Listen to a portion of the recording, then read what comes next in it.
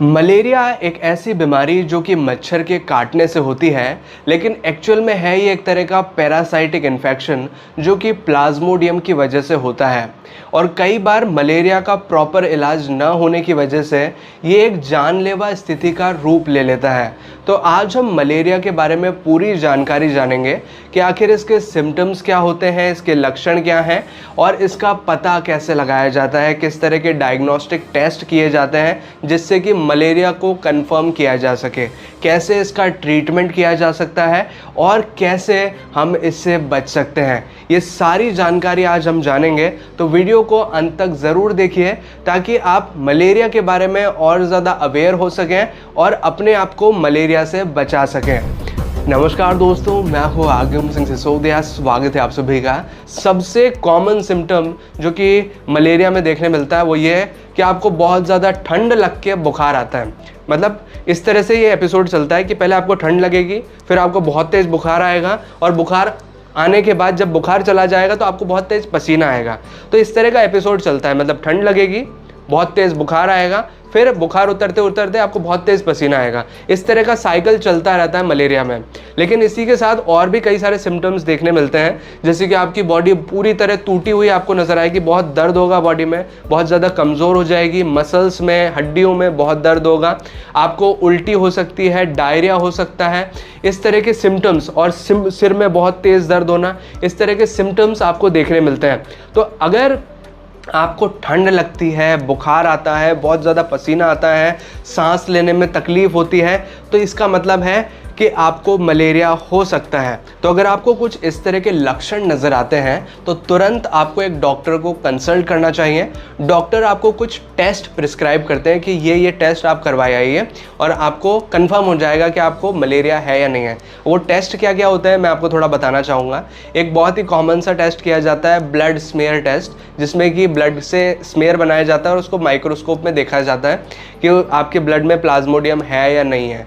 एक तो ये तरीका है। दूसरा है रैपिड डायग्नोस्टिक टेस्ट होता है, रैपिड डायग्नोस्टिक टेस्ट। इसमें क्या होता है, किट होता है जिसमें कि एक खून की बूंद आपकी डाली जाती है और उससे पता लग जाता है कि आपको मलेरिया है या नहीं है। ये बहुत आसान और बहुत क्विक तरीका है जिससे कि मलेरिया का आइडेंटिफिकेशन हो सकता है। आजकल बहुत जगह ये रैपिड डायग्नोस्टिक टेस्ट ही किया जाता है क्योंकि इससे बहुत जल्दी और इजीली रिजल्ट्स आ जाते हैं। तो अगर किसी व्यक्ति में मलेरिया डायग्नोस्ड होता है तो उसका ट्रीटमेंट मेडिसिन के द्वारा किया जाता है, लेकिन ये मेडिसिन डिपेंड करती है कि किस तरह के प्लाज्मोडियम ने आपको इन्फेक्ट किया है। लेकिन जो सबसे कॉमन मेडिसिन जो कि मलेरिया के लिए उपयोग ली जाती है वो है क्लोरोक्विन, हाइड्रोक्सी क्लोरोक्विन। लेकिन आजकल इस दवाई का थोड़ा रेजिस्टेंस देखने मिल रहा है जिससे कि ये कई लोगों में काम नहीं कर पाती। तो ऐसे केसेस में आर्टेमिसिनिन बेस्ड कंबाइंड थेरेपी, इस तरह की दवाइयाँ, मिक्सचर ऑफ मेडिसिन का इस्तेमाल किया जाता है कुल मिला के, जिससे कि मलेरिया का ट्रीटमेंट किया जाए। यानी कि एक कंबाइंड मेडिसिन यूज़ की जाती है मलेरिया का ट्रीटमेंट करने के लिए। और एक जनरल सिनेरियो की बात करूँ तो लगभग 2 हफ्ते में मलेरिया ठीक हो जाता है, लेकिन केसेस टू केसेस डिपेंड करता है कि आपको कितना लंबा ट्रीटमेंट इसका करना होता है। और अगर बात करें कि मलेरिया से आप कैसे बच सकते हैं तो इसका सबसे इम्पॉर्टेंट आंसर ये है कि आपको मच्छर काटने से अपने आप को बचाना होगा। और उसके लिए जब भी आप बाहर जाएं, स्पेशली सुबह और शाम के वक्त, तो आप अपनी बॉडी को प्रॉपर्ली कवर अप करके रखें, फुल स्लीव्स के कपड़े पहने ताकि मच्छर आपको ना काट सके।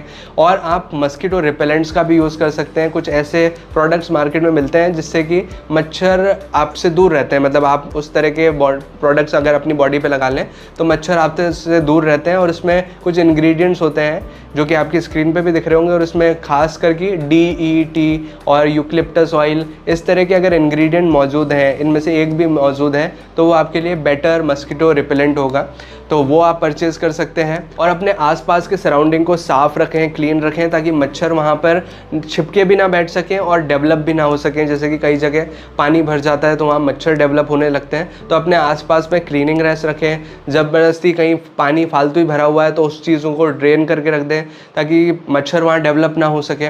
और मलेरिया के लिए वैक्सीन भी आती है, लेकिन वो कुछ पर्टिकुलर एरियाज़, पर्टिकुलर रीजन के लिए ही अलॉटेड है। तो आप अपने रीजन के हिसाब से अपने डॉक्टर से कंसल्ट कर सकते हैं इस बारे में। और सबसे इम्पॉर्टेंट चीज़ कि अगर आपको मलेरिया के लक्षण नज़र आते हैं तो तुरंत आपको डॉक्टर के पास जाना है, बिल्कुल डिले नहीं करना है, क्योंकि अगर आप जितना जल्दी ट्रीटमेंट कराएंगे उतने सीवियर सिम्टम्स आपके कम होंगे, यानी कि आप जल्दी मलेरिया से निजात पा पाएंगे।